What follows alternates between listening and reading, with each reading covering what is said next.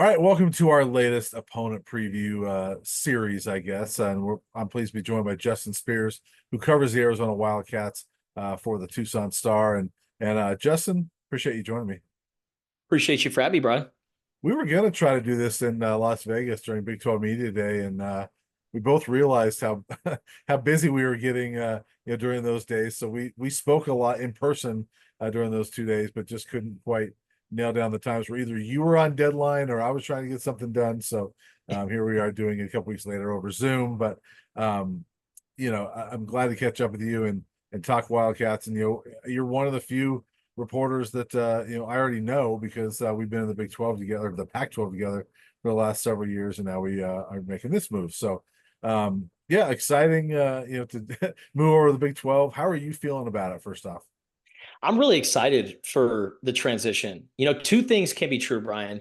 The Pac-12, the history, everything that went into it over the 4 decades, it was magical. It was great. I'm going to dearly miss it, but the Big 12, the future ahead with the teams that are going into it, and as Brett Yormark, the Big 12 commissioner, said, we are open for business. I don't think that this is the final form of the Big 12. I think it's going to expand in the future. And, Colorado, Arizona, those kind of teams have a seat at the big boys table. So it sucks what happened to the Pac-12, but with the future of the Big 12, I'm excited.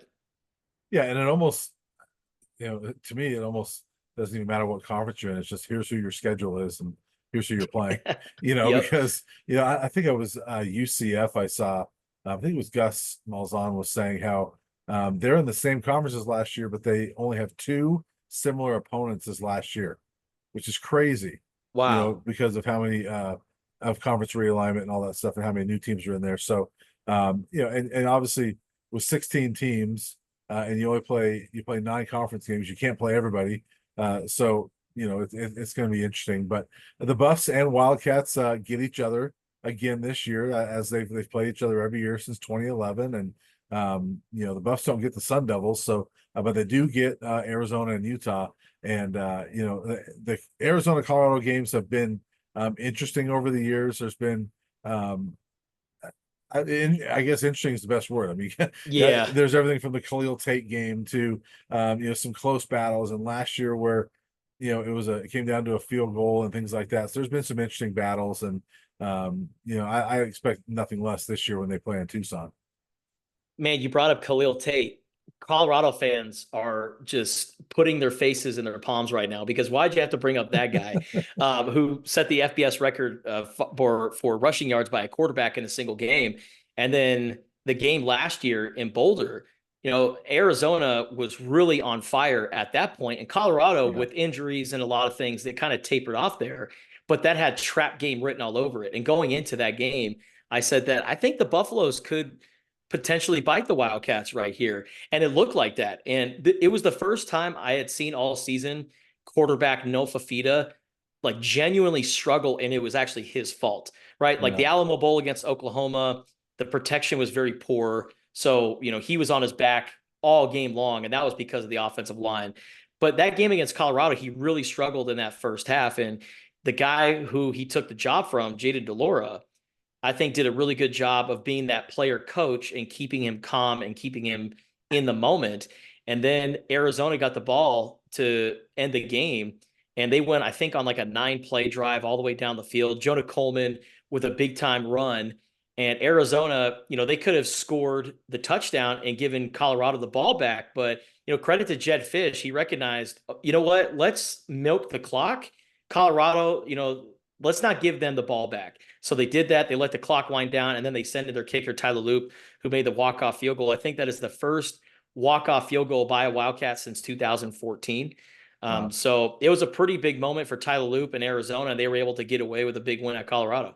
Yeah, well, and people can say what they want about Colorado, but Shedeur Sanders is one of the few guys in college football you don't want to give the ball back to with a game Yep. on the line. And he proved it a couple times before that. And frankly, Buff fans are, and I think the Buffs, look at that game and say, dang it, we had that one. I mean, they had the ball with that tie game and with a chance to take the lead and potentially win it. And so it'll be interesting this year. Arizona is one of those teams, Justin, that as I look at the Big 12, I think they're one of the hardest teams to really handicap what they're going to be this year. And I've often said if Jedd Fisch was still there, I absolutely would have picked Arizona. If not at the top, then you know one of the top contenders in this conference. That For like sure. absolutely in my mind, had he stayed, and obviously that means a lot of those players probably would have stayed. I think that they're theirs, but I think they're interesting in that new head coach. You've still got a lot of really good players, but a lot of your good players left, went to Washington, and so it's hard to know what to make of this Arizona team. Do you know what to make of them yet? I'm glad you say it's hard to kind of handicap them right now because like you said, a number of players did follow Jedd Fisch to Mhm. Washington, like Ephesians Prysock, Jonah Coleman, who led the team in rushing, a couple of edge rushers as well, but not everybody left. Yeah, And a lot of people thought that Jedd Fisch, and maybe even he thought that he could essentially gut Arizona, use the transfer portal, and yeah, move Arizona all the way up to Seattle and really have a very splash year in year one. But no Fifita, the quarterback, wide receiver, Tetairoa McMillan, who I think is the best receiver in college football right now, outside of, a guy by the name of Travis Hunter, who's playing for Colorado. I know there's some other guys too, but, T-Mac, I think last year did an exceptional job of developing into a true wide receiver. mhm, In year one, he was more of like a possession wide receiver, just throw the ball down the field. He's going to go up, make a catch, but he's going to come down. This last year, his yards after catch were insane. So he's got great athletic ability. Now he's using his athleticism and his length to maneuver in the secondary and really get a lot of yards. And I expect this year's version of T-Mac to be the best we've ever seen at Arizona. And he has a chance to break Bobby Wade's record for career receiving yards. But, T-Mac being this high caliber player with Noah Fifita, those two together really led the charge in keeping Arizona all together. There were a few yeah, days there in between Jedd Fisch taking the job at Washington and Arizona hiring Brennan, where U of A fans thought, oh my goodness, we just had a great year. We won the most games in I think almost 10 years, the fewest losses since 1998, and now it's all about to explode in our faces, and Arizona's going to go back into rebuild mode. But they were able to keep most of the secondary, highlighted by Takario Davis, who could be a first-round pick in this year's NFL draft. And the offense led by Noah Fifita and Tetairoa McMillan. And they also have 4 out of their 5 offensive linemen returning for this upcoming season. So yeah, in the important positions, Arizona has returners. They have experience. There are some gaps that will be filled in this year's preseason training camp, but I think fifth in the preseason media poll for Arizona, I think that's pretty fair for Arizona. And a lot of Arizona fans look at that and like, what? Fifth? I mean, we should be one of the top teams in the Big 12, but I think that with the teams that are above them, Utah, Oklahoma State, I think Kansas finished above them as well. yeah. I think that's fair for Arizona. And, I think the Wildcats could surprise a lot of people this year. But, as we've seen in years past, sometimes Arizona can't put together 2 really good years or the season that has a lot of high hopes, i.e., 2018 with Kevin Sumlin and Khalil Tate. Yeah. Sometimes it doesn't always go as expected. So I think a lot of Arizona fans down here in Tucson are very cautiously optimistic, but this year could be a really big year for Arizona. Well, it's one of the reasons why I look at Utah, Oklahoma State, and Kansas State ahead of Arizona because they've got winning traditions, and True Arizona that. doesn't. Colorado doesn't either, but we're talking about Arizona here. But I mean that to me is one of the differences right now as you look at preseason predictions. Right, is that those teams have coaches that have been there a while. They've got winning traditions. Arizona, that's why there's some question marks to me. But again, the talent is. I look at the talent. I'm like, ooh, well, there's still a lot left. And I will say one of my takeaways from Big 12 Media today was I was surprised or maybe impressed with how big Tetairoa McMillan is Yeah. and how small Noah Fifita is. And I was like, oh, that I mean, very interesting dynamics there. But with Fifita, why is he so successful? I mean, he was shorter than I thought he was when I saw him in person. Why is he so successful? Yeah, I think the 5'11" on Arizona's roster might be a little bit generous. Yeah, But the one thing that is so impressive about Noah Fifita is that he's always been small. Like he's always been one of the shorter guys on whatever team that he plays on, but he's been able to use that to his advantage or yeah, just not really let his lack of size affect his game, right? You don't see a lot of balls getting batted down. And there was one particular play, forgot, I think it might have been against Arizona State last year, but one defensive lineman jumped up because he knew that Noah Fifita was going to make that pass. And Noah read the defensive lineman and like torqued his body and kind of like Patrick Mahomes flipped the football around the defensive lineman's body into Tanner McLaughlin, the tight end's hands. Yeah. And then Tanner McLaughlin ran in for a touchdown. So I'm not saying that Noah Fifita is like Patrick Mahomes, because Patrick Mahomes is the best quarterback on the planet right now. But if you look at kind of the way he torques his body and kind of improvises, it's very much like a Patrick Mahomes. But Noah is a very smart quarterback.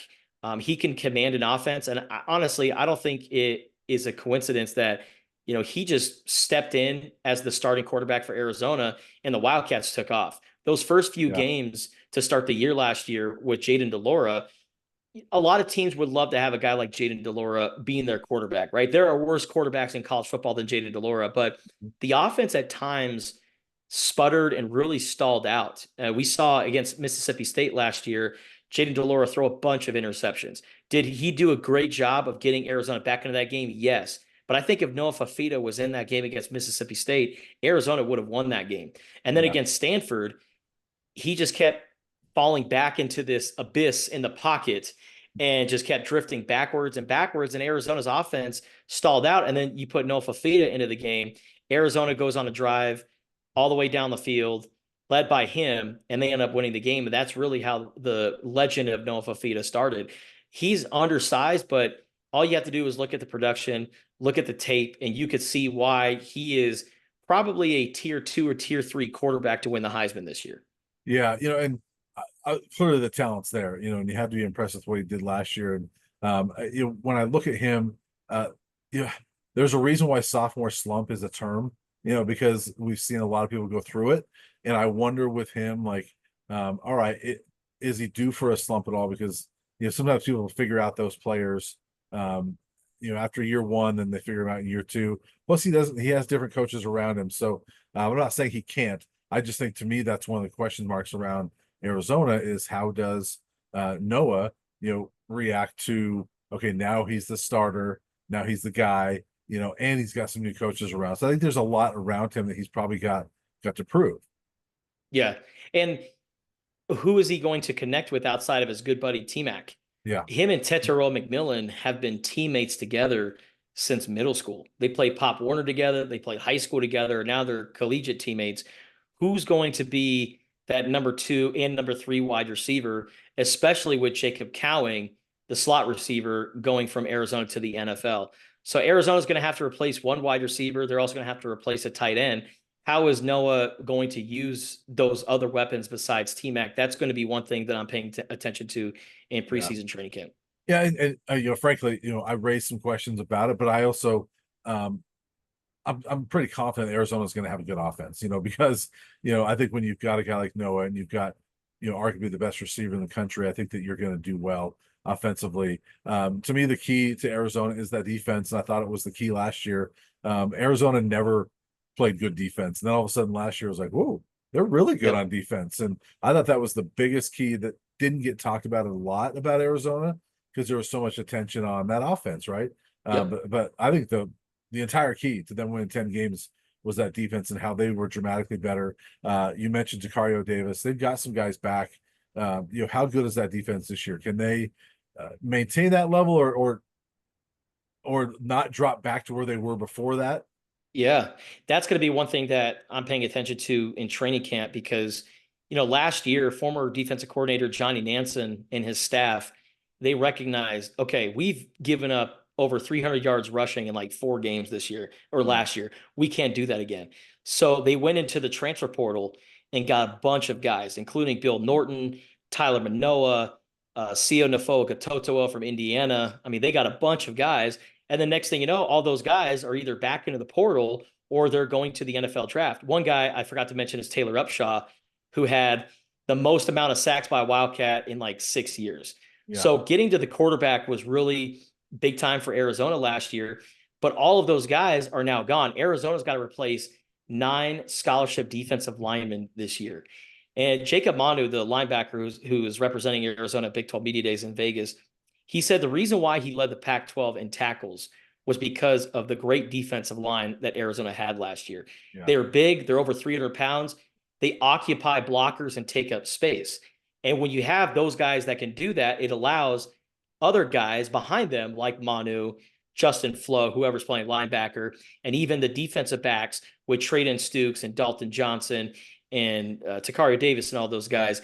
It allows them to do their job effectively. So can Arizona, with the amount of defensive linemen that they've added in the transfer portal, because like I said, they got to replace 9 scholarship guys. They brought in 7 through the portal. So it's going to be another complete overhaul up front. But last year's Arizona's rushing defense, they went from one of the worst in college football to top 30. And if they can replicate that this year with the offensive firepower that they have, I think Arizona could do a lot of good things this year. Yeah, and again, go back to where we started. It's why they're one of the hardest teams for me to project, is because, I love some of the talent there, but then you look at man, there are some holes. There's some guys they lost. And then the big thing is Brennan, who did a really nice job at San Jose State. That's one of the hardest places, I think, to win, and he did a nice job winning there. What's the impression? What do Arizona? I almost said state. What do Arizona fans think about Brennan so far in the first few months on the job? He's kind of like Ted Lasso in a lot of ways, and a lot of people compare Jedd Fisch to Ted Lasso. They called him Jedd Lasso last year because of his positivity and how much he loves coaching football. But I think Brennan is more like Ted Lasso than Jedd Fisch. He's a very personable guy. Guys want to play for him. I think it says a lot that in just a 2-day span, Brennan sold Arizona football and what they could become to Noah Fifita and Tetairoa McMillan. Those guys aren't staying if there isn't a genuine relationship with their head coach. And in just a short amount of time, Brennan developed that trust. He developed that respect between those two guys. And I think that Brennan understands that this year could really set himself up for the future.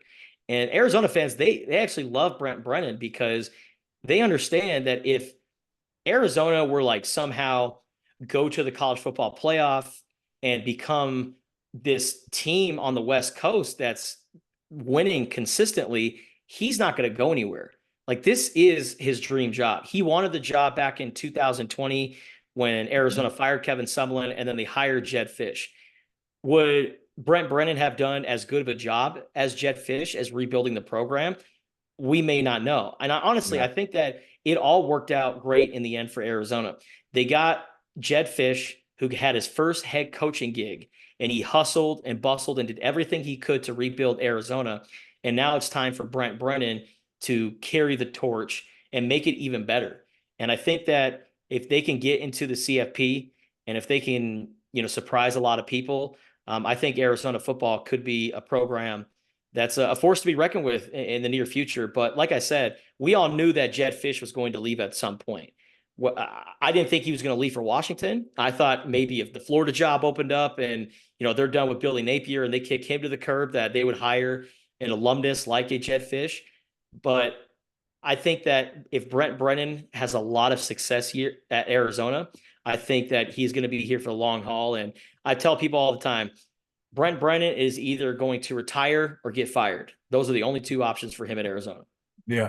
And watching social media, that's the best way I can judge the Arizona fans. Well, Colorado fans too, a lot of times, but they kind of reacted to Jedd Fisch leaving similar to the way Colorado fans reacted to Mel Tucker leaving a few years ago. Like, they got burned, they felt really burned by that decision. And for a while, CU fans enjoyed seeing Michigan State lose as much as they would want to root on Colorado to win. I'm curious if Arizona fans, do you get the sense that they're going to be paying attention to Washington as much as their own team and kind of rooting for the Huskies to lose? Absolutely. And if they don't say they are, I think they're lying. Yeah. And Jedd Fisch, the last thing that he said as head coach at Arizona in his press conference after the Alamo Bowl was I asked him, how does this win set you guys up for the future? And he mentioned that, this is going to be an off season where, people are going to face NIL opportunities. And I think he was referring to guys like Tetero McMillan, guys Yeah, who could really generate a lot of money. And he said, why would you go chase the money anywhere else? Why would this is going to be a top 10 program? Why wouldn't you want to be a part of this? yeah, And then Jedd Fisch, in hypocritical fashion, went to Washington, chased a check that Arizona just could not rival with. And I think that rubbed people the wrong way. And then when you add in the fact that when Jedd Fisch was hired by Washington, the UW football Twitter account posted a video of the former athletic director going into his house and signing Jedd Fisch. But as they're walking up, you could see the Wildcats logo on the front porch and like a potted plant or whatever. It was just the ultimate slap in the face. Like, hey, we got yeah, our guy and we're coming down to Tucson to poach him. And there's nothing that you could do about it. So it's so crazy how Jedd Fisch went from hero to the ultimate villain in just a week. yeah. Insane. Well, I would say that I'm amazed, except we did see it with Mel Tucker. I mean, it was crazy.